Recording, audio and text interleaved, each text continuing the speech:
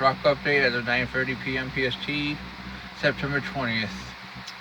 I am artistic, so I have a fan in the background that helps me deal with background noise and it helps me concentrate. So that's why I normally have that on. It's just better for me. I know it's not good for you, but oh well. The hurricane has strengthened since this afternoon, has become much better organized. 700 millbar flat level winds are 120 knots, and SMRF is around 110 knots. This is 11 p.m. Eastern Standard Time advisory. We can show you fun. It is very, very good looking, but Recon is starting to see an EWRC.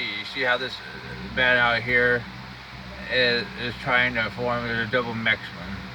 So during the next 24 hours, it will go through an EWRC, then maybe re-strengthen afterwards. I mean, we'll have to see. I think this could still become a Cat 4.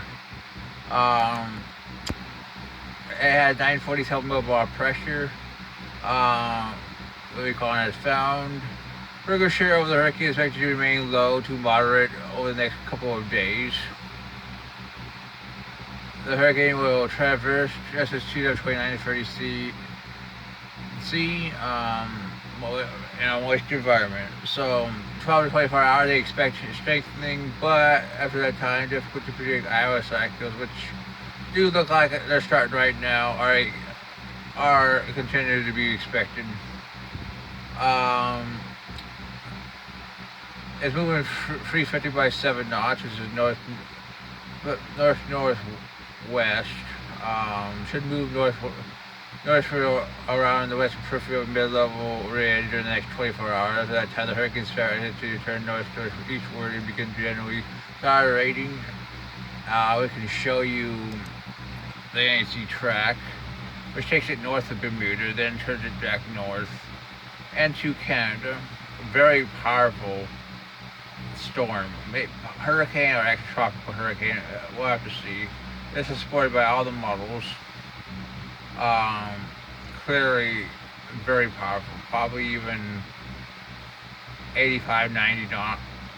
I mean, if it landfalls, and yeah, most likely.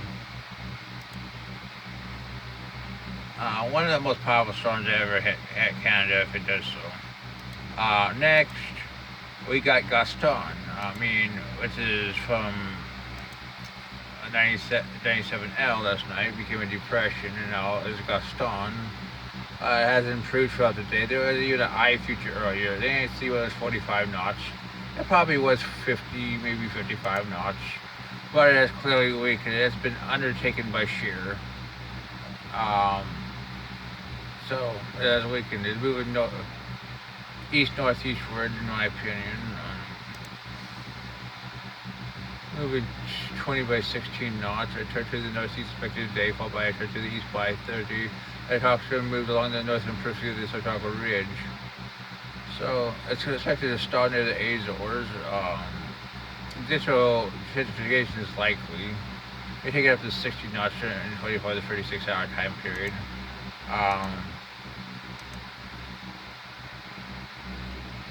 This is pretty much what they expect. Long term, they expect to become extratropical. They turn back to the northwest, which is in line with all the models.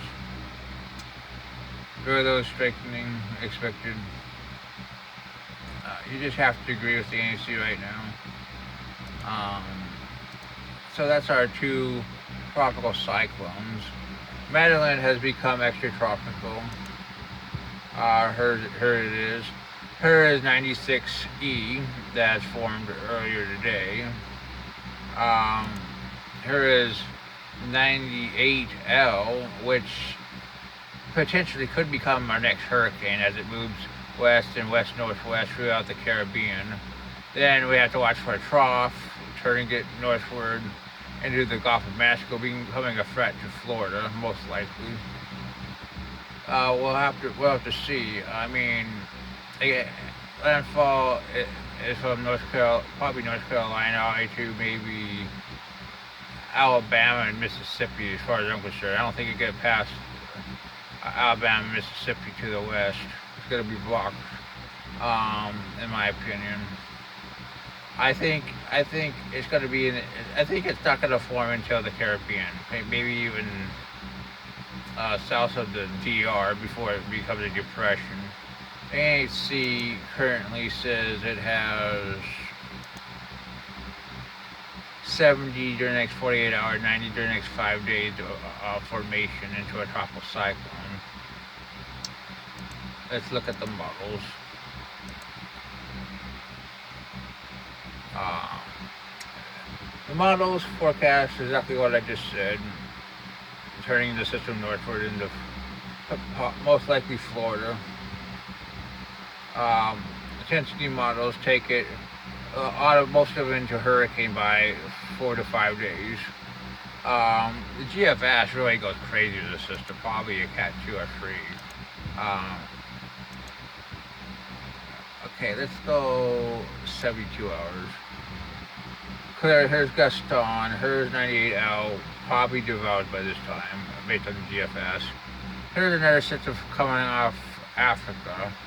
This system will probably become 99L in a couple of days. We can show you it over Africa right now. This system has a pretty good chance of development. AC says 40% in the next 5 days. I think it's about 70. I mean, it's almost certainly going to develop. Let's look at 126 hours. Here's what's left of Gaston. Here's that system off Africa. Africa 1004. Here's 98L 967. I mean, this thing has potential. I mean, real potential. The GFS has been just exploding the system. 947, south of Cuba in 144 hours. And well, this system of Africa is expected to drift northward. I mean, probably in the colder water. We'll have to see. Like I said, let's look at the ECMWF. It also shows that there are 1,000 millibars at 90 hours. Really doesn't develop 98L even at this point. Fiona's hitting US and Canada.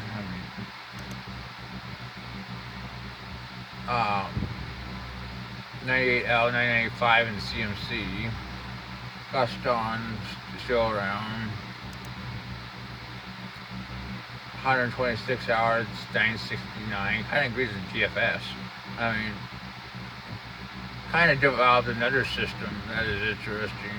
It doesn't really develop the system that goes north as much. 150 hours, 970 millibar moving flow between Cuba and Yucatan. 977 and 174. 977. Further west than most of the other models show.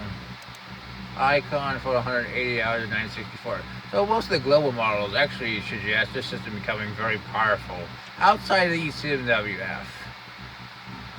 About the hurricane models in general, TVC and forecast maybe Cat 1. Or probably at least a category or two lower. Wow. Actually, the Icon actually agrees with this Western system trying to form more than the Northern system. We'll have to see.